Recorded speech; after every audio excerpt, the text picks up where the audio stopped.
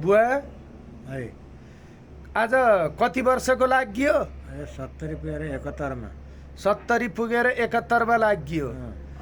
अब कस्तो भइरहेछ त आज जन्मदिन? 2012 सालको 11 गतेको 12 साल 11 गते त हो। कुन महिना? माघ महिनाको 11 गते। ए अब 70 वर्ष पुरा गर्नुभयो, अहिलेसम्म कस्तो लाग्छ त नि? अब ठिकै राम्रै लाग्छ।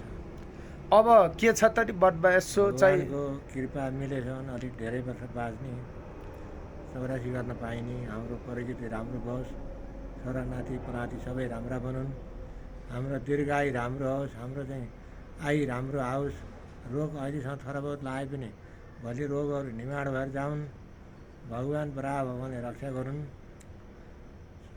स्वस्थानी माताले रक्षा गरून्, सम्पूर्ण बरा भगवान् बरा माता लक्ष्मी माता सम्पूर्ण हाम्रा कुल पितृहरूले रक्षा गरून्, हाम्रो पिता माताको नि आशीर्वाद लागोस्, हाम्रो पनि हाम्रा छोराछोरी नातिलाई सबैलाई राम्रो इच्छा लागोस्, सबैको आँटी ताकीको काम सफल होस्, भगवान्ले राम्रो काम गरून्, हाम्रो थोडा बहुत गल्ती भए पनि क्षमा धेरै मिलोस्, हामीले सधैँभरि भगवान्को आराधना गर्दै सबै इष्टमित्र बन्धुवर्ग सबै राम्रो देख्दै सबैलाई राम्रो भएको सुखी शान्त भएको देख्न पाइने, सबै हाम्रो आशीर्वादले सबैलाई राम्रो होस्, म यही चाहना गर्दछु।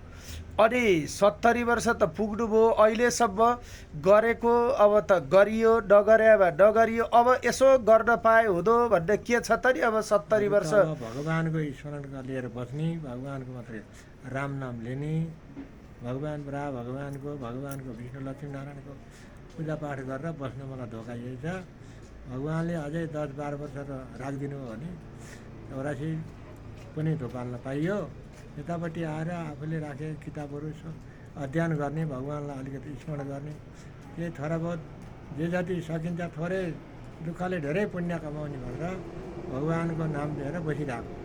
अनि अहिलेसम्म त तपाईँ अब अरू जे भने यही बरा मन्दिरमा बिहानैदेखि बेलुकासम्म पूजापाठ गर्ने, घरभित्र भन्दाखेरि यही मन्दिरमै बढी बस्नुहुन्छ, अझै के लाग्छ तपाईँलाई? भगवान्ले यो तपाईँले गरेको पूजा सुनिरहेछन् अथवा देख्छन्, देख्दैनन्, के हो यो भन्ने के लाग्छ? सबै देख्ने भनेर प्रत्यक्ष आएर नाचगानमा देखे जस्तै आउने त भएन, तैपनि भगवान्ले गर्नुहुन्छ, हामीलाई आशा गर्नु दिनुहुन्छ भन्ने ठुलो आशा छ।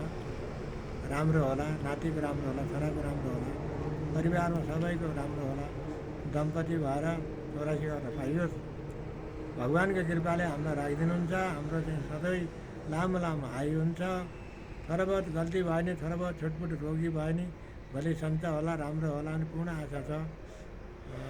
अनि तपाईँ चाहिँ अब हजुर आफै 35-36 वर्षको हुने बेलादेखि झाग चल्ने, हेरकोर गर्दै आउनुभयो, अहिले पनि हेरकोर गर्नुहुन्छ, यही घरमा मन्दिरमा नि धेरै मानिसहरू भेटघाट गर्न आउनुहुन्छ, तपाईँलाई के साँच्चै त्यसले पनि फाइदा भए, धेरैलाई राम्रो काम गरेछ भन्ने लाग्छ कि के होला त्यो? मलाई त भएन जस्तो लाग्दैन, भएकै लाग्छ, किन नभएको भए त अतिथि पाहुनाहरू आउने छैनन्। एक दिन काम गरेको मान्छेले 10 वर्ष 20 वर्ष पछि लाएर आइरहेको छ। अनि साँच्चै तपाईँलाई त्यो भगवान्ले प्रेरणा कसरी दिनुहुन्छ? के हुन्छ तपाईँलाई त्यो झाक आउँदा, चल्दा, हेर्दा कसरी गर्नुहुन्छ? त्यसमा के हुन्छ भने भगवान् विष्णु भगवान्को नाम लिएपछि, लक्ष्मीनारायणको ब्राह भगवान्को नाम लिएपछि, सिद्ध ब्राह भगवान्को नाम लिएपछि आफै भित्रबाट आफै फुटेर आउँछ। भित्र तपाईँले देख्नुहुन्छ त? भित्र त सबैको हृदयमा उज्यालो देखिन्छ, ऊ अँध्यारो छ कि उज्यालो छ कि, अनि यो मान्छे कोब्बे छ कि, यो मान्छे फुर्तिलो छ कि, यसले भगवान्सित परिणाम राम्रो गरेको छ कि, यिनी कुराहरू पनि यसमा प्रष्ट देखिन्छ।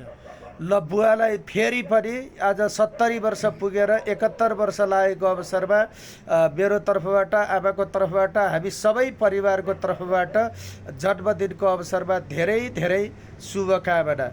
ईश्वर भगवान्ले हजुरले भनेको सुनुन्, ईश्वर भगवान् र जगदम्बिका भगवती मात्र होइन, कुलदेव बराह र बराई भगवतीको पनि आशीर्वाद लागोस्, हामीले हजुरको आशीर्वाद लिइरहन पाइयोस्, फेरि पनि ईश्वरको कृपा रहोस्।